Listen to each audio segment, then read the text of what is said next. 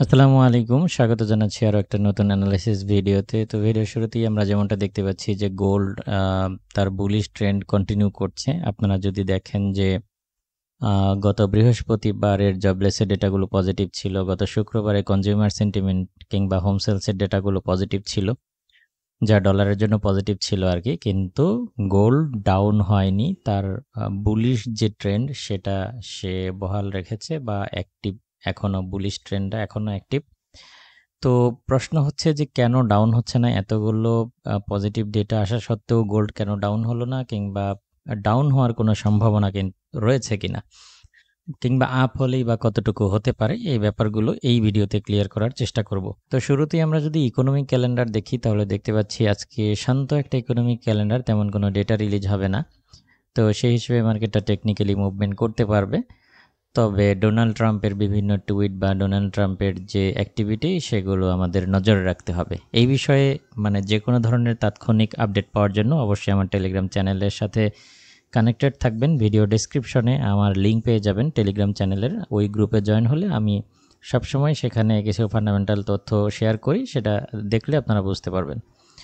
তো যাই হোক, এখন প্রশ্ন হচ্ছে যে কেন এতগুলো পজিটিভ ডেটা থাকা সত্ত্বেও গোল্ড ডাউন হচ্ছে না? তো এর পেছনে অন্যতম যে কারণটা হচ্ছে সেটা আপনারা নিশ্চয়ই জানেন যারা আমার টেলিগ্রামের সাথে কানেক্টেড আছেন। যেমন আজকে সকালেও আমি একটা নিউজ শেয়ার করেছি যেখানে ডোনাল্ড ট্রাম্প বলতেছে যে ফেড চেয়ারম্যান পাওয়েল হচ্ছে ইতিহাসের সবথেকে খারাপ ফেড চেয়ারম্যান, যেটা ডোনাল্ড ট্রাম্প বলার চেষ্টা করতেছে। এই যে মার্কিন প্রশাসন এবং ফেডারেল রিজার্ভের ভেতরে যে একটা দ্বন্দ্ব, অর্থাৎ আহ, ফেডের উপরে যে একটা রাজনৈতিক হস্তক্ষেপ হচ্ছে এখন, এইটা মূলত ডলারের প্রতি ইনভেস্টরদের আস্থা কমিয়েছে।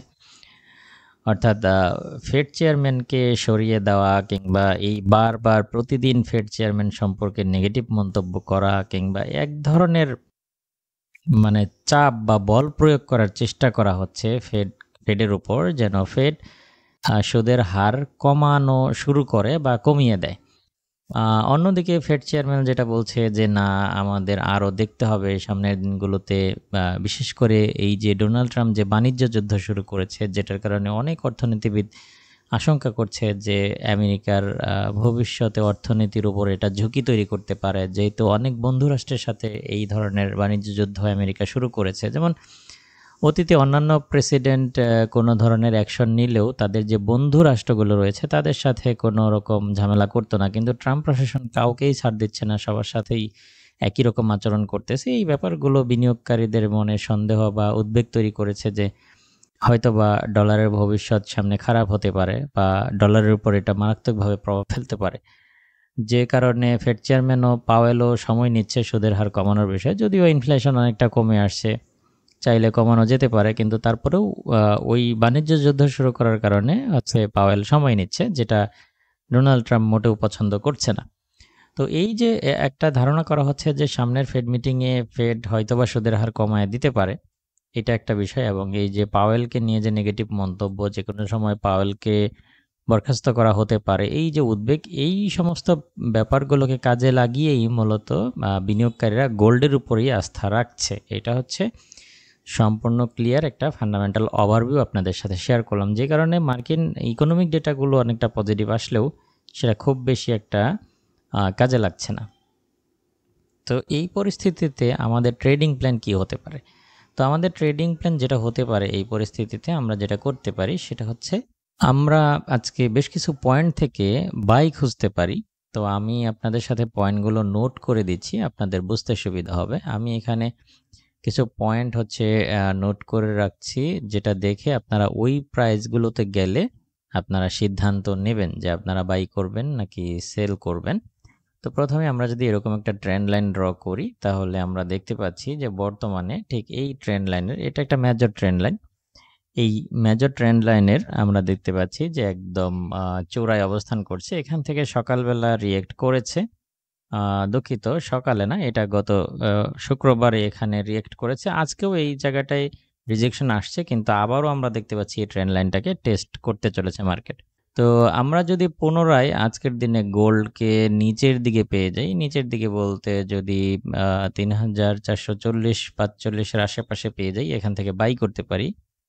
আমি এখানে প্রাইসটা নোট করে দিচ্ছি, আপনাদের বুঝতে সুবিধা হবে। যদি 3340-45 এর আশেপাশে পেয়ে যাই তাহলে এখান থেকে আমরা বাই করতে পারি। এবং গোল্ড যদি উপরের দিকটা থেকে এই প্রাইসটাকেও ক্রস করে 3361, তাহলে আমরা এর উপর থেকেও বাই করতে পারি। তাহলে এখানে দুইটা ব্যাপার ঘটবে। প্রথমত হচ্ছে যে এই যে মেজর যে ট্রেন্ড লাইনটা এটা ক্রস করবে, এবং এই লাস্ট যে সুইং পয়েন্ট এটাকেও ক্রস করবে। সেই হিসাবে আমরা এটা রিটেস্টের সাথে আবারও বাই করতে পারি, ঠিক আছে। অর্থাৎ 3360-61 এই প্রাইসটা যদি ক্রস করে তাহলে আমরা রিটেস্টের সাথে এখান থেকেও বাই করতে পারি। প্রাইসটা আপ হবে, আপ হওয়ার পরে আবার যখন রিটেস্ট করবে, রিটেস্ট করে যদি এখানেই সাপোর্ট তৈরি করে তাহলে আমরা এখান থেকেও বাই করতে পারি। সেই হিসাবে এই প্রাইসটা হবে 3360-61 এরকম। তো 3360-61 যদি ক্রস করে তাহলে এটা পুনরায় 3375 টেস্ট করবে বলে আশা করি। অর্থাৎ 3360-61 ক্রস করলে প্রাইসটা 3375 পর্যন্ত আপ হয়ে যাবে। যদি কোনো কারণে 3375ও ক্রস করতে পারে সেই ক্ষেত্রে এইটা আপ হবে 3395 থেকে 97 পর্যন্ত। যদিও এটা যদি আজকের দিনেও না হয়, ধীরে ধীরে হতে পারে। তো আজকের দিনের বেস্ট সেলিং জোন যেটা হতে পারে, যদি 3375-এ আপনারা পেয়ে যান প্রাইসটাকে, এই পর্যন্ত যদি আপ হয়েই যায় তাহলে এখান থেকে আপনারা একটা সেল পেতে পারেন। সেই ক্ষেত্রে এটার স্টপ লসটা আপনার 3380-র আশেপাশে দিবেন। এবং নিচ থেকে যদি এই দিকটা থেকে যদি বাই নেন, যদি 3360 থেকে বাই নেন তাহলে 3358-55তে স্টপ লস দিবেন। আর 3345-40 থেকে বাই নিলে নিচেই 3338-37-এর আশেপাশে স্টপ লস দিবেন। আর আজকের দিনে আমি যে বাই জোনগুলো আপনাদের উল্লেখ করলাম, অর্থাৎ 3360-61 থেকে যদি বাই নেন তাহলে আপনারা স্টপ লসটা দিবেন হচ্ছে 3355-56-র আশেপাশে। আর 3340-45 থেকে যদি বাই নেন তাহলে স্টপ লসটা দেবেন 3338-35-এর আশেপাশে। আমি এইখানে স্টপ লস লেভেলটাও নোট করে দিচ্ছি, বিশেষ করে নিচেরটা। আর উপরেরটা আমি মুখে বললাম, ওইটা আপনারা নোট করে রাখবেন। তো এখানে স্টপ লস দিয়ে আপনারা হচ্ছে পজিশন নিতে পারেন, অথবা আপনারা চাইলে আরও উপরেও দিতে পারেন, 3340-এর আশেপাশে দিলেও হবে। তো মোটামুটি এই হচ্ছে আজকের দিনের ট্রেড সেটআপ। এই সেটআপ অনুযায়ী আপনারা আপনাদের ট্রেডগুলো খুব সুন্দরভাবে ম্যানেজ করবেন, এই প্রত্যাশায় আজকের ভিডিও এখানেই শেষ করছি। দেখা হবে নেক্সট ভিডিওতে। আল্লাহ হাফেজ।